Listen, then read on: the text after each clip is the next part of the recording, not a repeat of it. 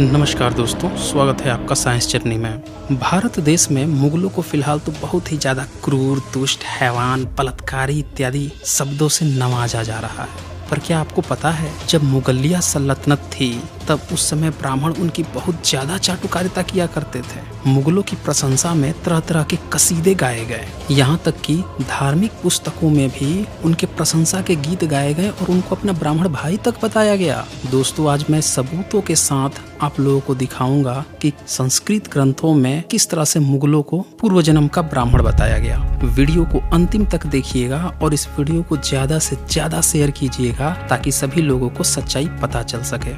शुरुआत करते हैं भविष्य पुराण से।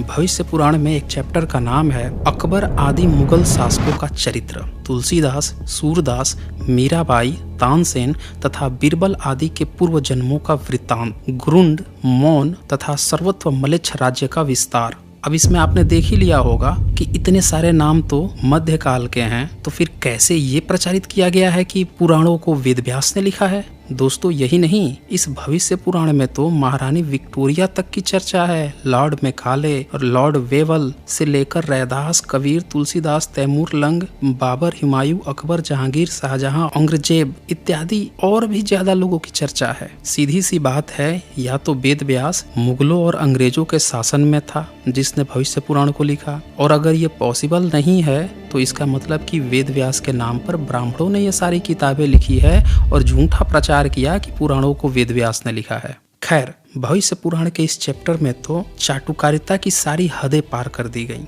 अकबर को पूर्व जन्म का ब्राह्मण घोषित कर दिया गया। यही नहीं, उसके तमाम दरबारियों को भी पूर्व जन्म का ब्राह्मण घोषित कर दिया गया। आप खुद ही देख लीजिए। शुरुआत करते हैं पूरी भूमिका के साथ, क्योंकि अक्सर कुछ लोगों को डाउट रह जाता है कि किस प्रसंग में ये सारी बातें आई हैं। तो हम इस पूरे प्रसंग को शुरू से देखेंगे ताकि अच्छी तरह से आप समझ जाएं कि पूरे मुगल काल को ब्राह्मणों ने कैसे अपने धर्म ग्रंथ में ऐड किया और अकबर को कैसे अपना ब्राह्मण भाई बना लिया। प्रसंग कुछ इस तरह से है। सूत जी सौनक को बता रहे हैं कि दैत्यराज बलि ने देवताओं की महान विजय सुनकर रोसड़ नामक दैत्येंद्र को बुलाकर कहा कि तुम तिमिर लिंग यानी तैमूर लंग के पुत्र होकर सरूस नाम से प्रसिद्ध होंगे। अब यहाँ पे ध्यान दीजिएगा, तैमूर लंग को इन लोगों ने तिमिर लिंग लिखा है। वैसे तो तैमूर लंग का असली नाम आमिर तैमूर था और ब्राह्मणों ने उसका नाम रखा तिमिर लिंग, जिससे वो चिढ़ते थे, उसको लिंग बोलते थे। आपको याद होगा कि इन्होंने वोटिव स्तूप यानी जो मनौती स्तूप होती है बौद्ध की, उसको लिंग कहना शुरू किया। पहले मजाक उड़ाया और आज जब उस पर धंधा चल निकला है, उसकी पूजा पाठ होने लगी है, तो अपनी ही बातों पर यू टर्न मारते हुए अब उसको छुपाते फिर रहे हैं कि नहीं, लिंग का मतलब चिन्ह होता है। लेकिन इन्होंने तमाम पुराणों में जब शिवलिंग ही बता रखा है तो अपना दर्द कितना भी छुपाएं, छुपने वाला कहाँ। अब यहाँ भविष्य पुराण में ब्राह्मणों ने लिखा कि दैत्यराज बलि ने तैमूर के बेटे को भारत भेजा दैत्यों का काम करने के लिए, और इस पर क्रुद्ध हो दिल्ली यानी आज की दिल्ली आकर वेद मार्गस्थ पुरुषों का नाश करना शुरू कर दिया। अब यहाँ पे मैं आप लोगों को ध्यान दिला दूं कि तैमूर लंग ने अपनी किताब में साफ साफ लिखा है कि जब वो मेरठ लोनी से गुजर रहा था तो उसका जो बेटा था उसको वहाँ के जो जाट समुदाय के लोग थे जो वहाँ पे शासन करते थे, उन्होंने उसको पकड़ लिया था, बंदी बनाया, उसकी खाल खींच के भूसा भर दिया था। आगे भविष्य पुराण लिखता है कि तैमूर के बेटे ने 5 वर्ष तक राज्य किया, तो ये ऐतिहासिक रूप से ही गलत हो गया। भविष्य पुराण आगे लिखता है उसी का पुत्र यानी तैमूर का पुत्र सरूस का पुत्र बाबर हुआ, जो कि 20 वर्ष यानी 20 इयर्स तक उसने राज्य किया। ये बात भी झूठी है, क्योंकि तैमूर के किसी पुत्र का नाम सरूस नहीं था। और दूसरी बात कि बाबर के पिता का नाम उमर शैख द्वितीय था, जो कि 1456 एडी में जन्म लिया था। यहाँ तक कि बाबर के जो दादा थे वो तैमूर नहीं थे, जबकि उनका नाम अबू सैद मिर्जा था, जिनका जन्म 1424 एडी में हुआ था, जबकि तैमूर तो 1405 यानी 1405 एडी में ही मर चुका था। यानी तैमूर के मरने के 19 साल बाद बाबर के दादा का जन्म हुआ था। तो भला तैमूर के बेटे का बेटा बाबर कैसे हुआ? साथ ही बाबर भारत में सिर्फ 4 साल तक ही रहा, 1526 से 1530 ईस्वी तक। इसीलिए भविष्य पुराण में लिखी ये तमाम बातें झूठी हैं, गप हाँकी गई है और वेद व्यास के नाम पर यह गप हाँका गया है। अब कंट्रोल डैमेज के लिए जो भविष्य पुराण के अनुवादक हैं, इन लोगों ने ब्रैकेट करके ये तक लिखना पड़ा कि कुछ वर्ष समरकंद में और कुछ दिन भारत में।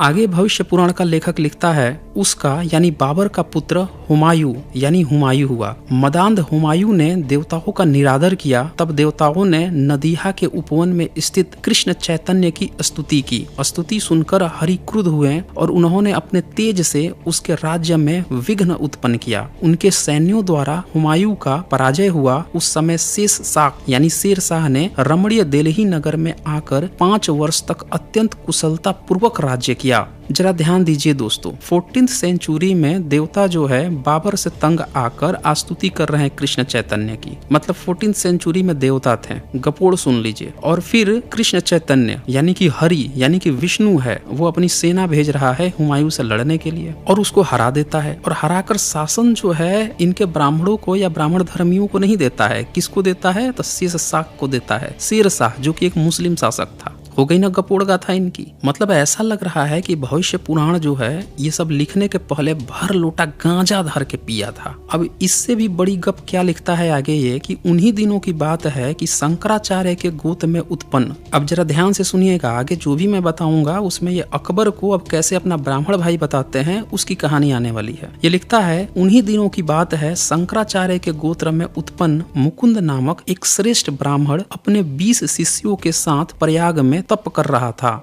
मलेच्छ राज बाबर के द्वारा देवताओं की प्रतिमाओं आदि को नष्ट भ्रष्ट कर दिया गया है। यह जानकर ब्राह्मण मुकुंद ने दुखी होकर अग्नि में अपने प्राणों की आहुति दे दी। ये थी निंजा तकनीक ब्राह्मणों की मलेच्छ यानी मुस्लिमों से बदला लेने की। मतलब वो आक्रमण किया, तंग किया, तो कभी देवता जो जाके विष्णु से कह रहा है, सेना भेज रहा है और हराकर मुस्लिम को शासन दे रहा है। अब ब्राह्मण की निंजा तकनीक क्या है कि सीधे आग में जल के आत्महत्या कर ले रहा है। तो इसी से आप समझ सकते हैं कि आज ये जितने शंकराचार्य की जो औलादें हैं जो ये बता रही हैं, ये प्रचारित करती हैं कि बुद्ध के कारण या बुद्धिस्टों के कारण भारत गुलाम हुआ, ये खुद अपनी किताब में लिख रहे हैं कि इसी शंकराचार्य के गोत्र से जो जन्मा हुआ मुकुंद था ये आत्महत्या कर लेते थे। ये लोग खुद लिख रहे हैं। ये लोग लड़ते उड़ते नहीं थे। आरोप किस पर लगा रहे हैं? बुद्धिस्टों पे। उन बुद्धिस्टों पे जो भारत पे सफलतापूर्वक 1500-2000 तक शासन किए और किसी माई के लाल में दम नहीं था दुनिया में कि कोई आकर भारत पे आक्रमण कर दे। और जो आता भी था वो आके बुद्धिस्ट बन जाता था। आपने देखा होगा शकहुण, कुषाण, पहल्लव सब भारत में आए और आके बुद्धिस्ट बन गए। और यही नहीं, अगर 14th सेंचुरी में ये घटना घट रही थी तो बताइए चाणक्य नीति कहाँ थी? अगर ये लोग बताते हैं कि चाणक्य 2400 साल पुराना है तो इनका ब्राह्मण चाणक्य नीति नहीं पढ़ता था। जिस शंकराचार्य को ये बताते हैं कि पहली बार गीता का भाष्य वही किया, उसी शंकराचार्य के गोत्र में उत्पन्न हुआ ये मुकुंद ब्राह्मण, इसको गीता का उपदेश नहीं पता था, कृष्ण की नीति नहीं पता थी, आत्महत्या कर लिया। ये निंजा तकनीक थी इन लोगों की। इनकी कृष्ण की गीता नीति जो है ये सिर्फ इसलिए थी, शूद्रों पर अत्याचार करो, भाई पटी पटीदारों में लड़ाई झगड़ा करो, उनको नष्ट कर दो, सिर्फ इसीलिए थी। विदेश से कोई आक्रांता है उसके लिए नहीं थी।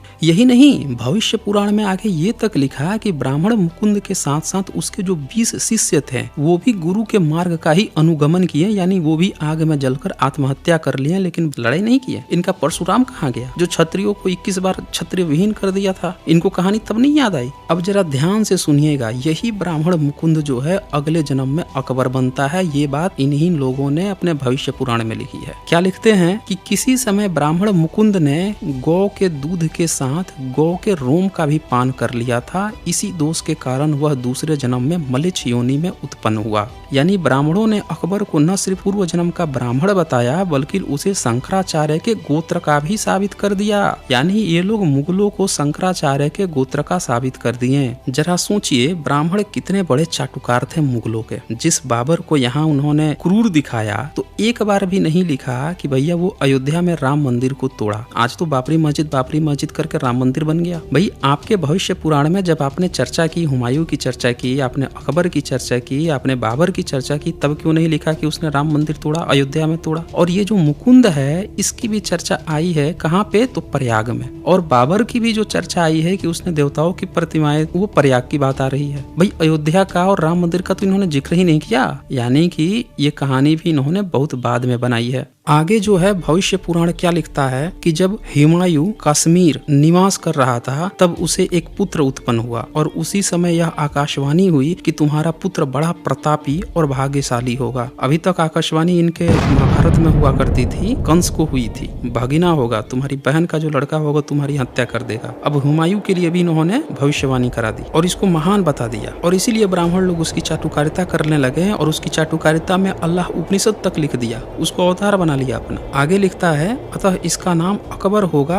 और यह मलेच्छ या पिशाचों के मार्ग का अनुसरण नहीं करेगा। सुन लीजिए भाई साहब, कितनी चाटुकारिता चल रही है एक मुस्लिम अकबर के लिए कि वह मलेच्छों का, मुस्लिमों का, पिशाचों का अनुसरण नहीं करेगा। यह श्रीधर, श्रीपति, शंभु, वरेण्य, मधुव्रती, विमल, देववान, सोम, वर्धन, वर्तक, रुचि, मानधाता, मानकारी, केशव, माधव, मधु, देवापी, सोमपा, सुर तथा मदन, ये 20 जिसके शिष्य हैं वही पूर्व जन्म का मुकुंद ब्राह्मण भाग्यवश तुम्हारे घर में इस रूप में आया है। ऐसी आकाशवाणी सुनकर प्रसन्नचित्त हुमायूं ने भूख से पीड़ित व्यक्तियों को दान दिया और प्रेम पूर्वक पुत्र का पालन किया। पुत्र की 10 वर्ष की अवस्था होने पर वह दिल्ली में आया और शेष शाक को पराजित कर वहां का राजा हो गया। उसने 1 वर्ष राज्य किया और बाद में उसका पुत्र अकबर राजा हुआ। ये भी ऐतिहासिक रूप से गलत है दोस्तों, क्योंकि हम सब जानते हैं कि इन्होंने अभी कुछ समय पहले क्या लिखा कि शेष शाक ने 5 वर्ष तक शासन किया और आगे क्या लिख रहे हैं कि 10 साल बीत गया, उसके बाद से वो अपने बच्चे को लेकर आया और तब वो शेष शाक को पराजित किया, जबकि हुमायूं ने शेष शाक को पराजित ही नहीं किया था। हुमायूं पहले ही मर चुका था और अकबर जो है वो 13 साल की उम्र में आया था और उसने शेष शाक से न लड़ाई करके हेमचंद्र हेमू से लड़ाई की थी। तो आप यहाँ देख रहे हैं कि भविष्य पुराण में इन्होंने कितनी झूठी झूठी बातें लिखी है और कितनी चाटुकारिता भरी बातें लिखी है। आज ये हिंदू मुसलमान खूब कर रहे हैं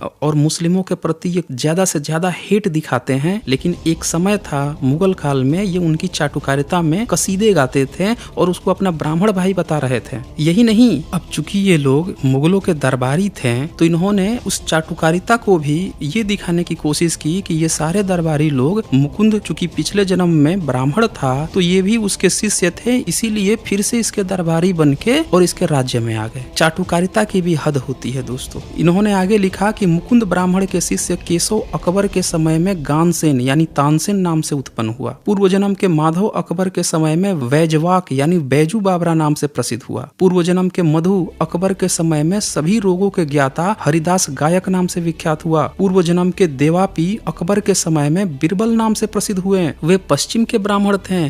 पूर्व जन्म का गौतम वंश में उत्पन्न सोमपा अकबर के समय में मान सिंह नाम से उत्पन्न हुआ और वह आर्यभूप शिरोमणि अकबर का सेनापति बना। पूर्व जन्म का सूर दक्षिण देश में ब्राह्मण कुल में उत्पन्न हुआ। यह पंडित था, इसका नाम विल्व मंगल, यह अकबर का मित्र बना। पूर्व जन्म का पूर्वी देश का ब्राह्मण मदन अकबर के समय में चंदल नाम से प्रसिद्ध हुआ। आगे इन्होंने लिखा कि ये 7 राजा अकबर के दरबार में स्थित हुए और पूर्व जन्म के श्रीधर आदि 13 शिष्य दूसरे स्थानों में प्रतिष्ठित हुए। अकबर के समय में अनपके पुत्र श्रीधर ही पुराणों में निपुण तुलसी शर्मा यानी तुलसीदास नाम से प्रसिद्ध हुए। फिर आगे ये लिखता है कि पूर्व जन्म के श्रीपति अकबर के समय में महान अंधभक्त कवि सूरदास के रूप में उत्पन्न हुए।